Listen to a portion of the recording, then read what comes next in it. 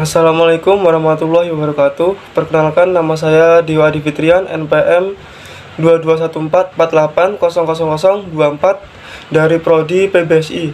Saya akan menjelaskan tentang Pancasila dan tantangan zaman. Pancasila merupakan pedoman dasar bangsa Indonesia yang di dalamnya telah tertuang nilai-nilai luhur serta akan terus berkembang. Relevansinya sering dengan perkembangan zaman dan juga sifat Pancasila yang tidak kontekstual atau bisa dibilang berlaku tidak berdasarkan waktu. Tantangan terhadap Pancasila dalam kehidupan berbangsa dan bernegara adalah meletakkan nilai-nilai Pancasila menyimpang dan dari kenyataan berbangsa dan bernegara.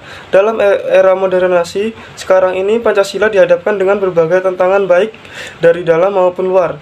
Adapun tantangan dari dalam diantaranya berupa berbagai gerakan separtis yang hendak memisahkan diri dari Negara Kesatuan Republik Indonesia, yang mengakibatkan munculnya disintegrasi serta mentilasi bangsa.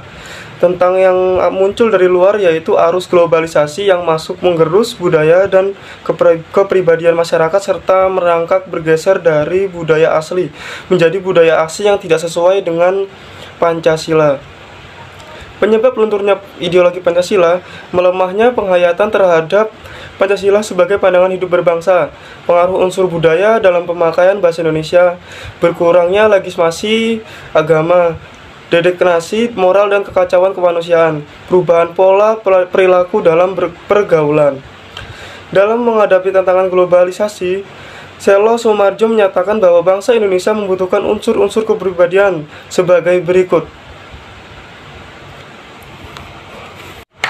kemampuan dan kebiasaan berpikir secara rasional dan realistis serta objektif dalam menghadapi masalah-masalah yang dijumpai.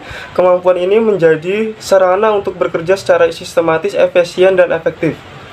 Kesadaran akan hak dan kewajiban sebagai warga masyarakat dan warga negara umum, berperilaku yang tidak melanggar nilai-nilai sosial dan kaidah-kaidah hukum, memiliki rasa harga diri dan kepercayaan pada diri sendiri untuk ikut serta dalam tata masyarakat yang diwarnai dengan sistem bersaing, memiliki pengetahuan yang luas dan suatu keahlian yang ditekuni serta profesional, mempunyai cita-cita hidup yang dicapai melalui segala jalan yang sah dan etis yang dapat dibenarkan. Hambatan pengalaman nilai-nilai Pancasila. Dalam implementasi nilai-nilai Pancasila ini tidak selalu berjalan dengan mulus. Banyak hambatan yang terjadi. Hambatan ini terjadi karena proses globalisasi begitu cepat. Setelah Perang Dunia Kedua, masyarakat ini cenderung berpotensi pada nilai daring dari luar. Adapun hambatan-hambatannya antara lain sebagai berikut. Pada sila pertama, ketuhanan yang Maha Esa masih terasa dan ada gangguan dengan munculnya terorisme, perusakan tempat ibadah, paham-paham aliran sesat, dan lain-lain. Jelas bertentangan dengan nilai yang tersirat dalam sila pertama, yaitu toleransi antar umat beragama. Pada sila kedua, kemanusiaan yang adil dan beradab. Di Indonesia masih terdapat perbuatan yang tidak manusiawi, seperti penganiayaan terhadap anak sendiri, majikan kepada pembantunya, dan lain-lain. Hal itu bertentangan dengan prinsip kemanusiaan yang mengedepankan kasih sayang sesama manusia dan rasa saling menghormati antar manusia.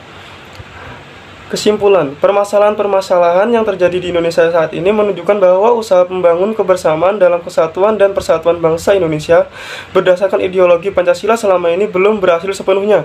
Hal itu tentu saja mengancam kesatuan negara Republik Indonesia, di mana letak dasar Pancasila sebagai persatuan Indonesia diperlakukan tidak nyata dari kita sebagai bangsa Indonesia dalam bagaimana melaksanakan nilai-nilai yang terkandung dalam ideologi. Dan lalu yang kedua, bagaimana nilai-nilai tersebut dapat dilaksanakan oleh pribadi masing-masing dalam kehidupan sehari-hari, secara pribadi, anggota masyarakat, dan negara.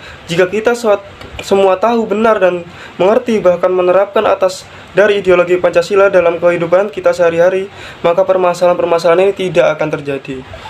Ya, mungkin sekian penjelasan dari saya, kurang lebihnya mohon maaf. Terima kasih. Wassalamualaikum warahmatullahi wabarakatuh.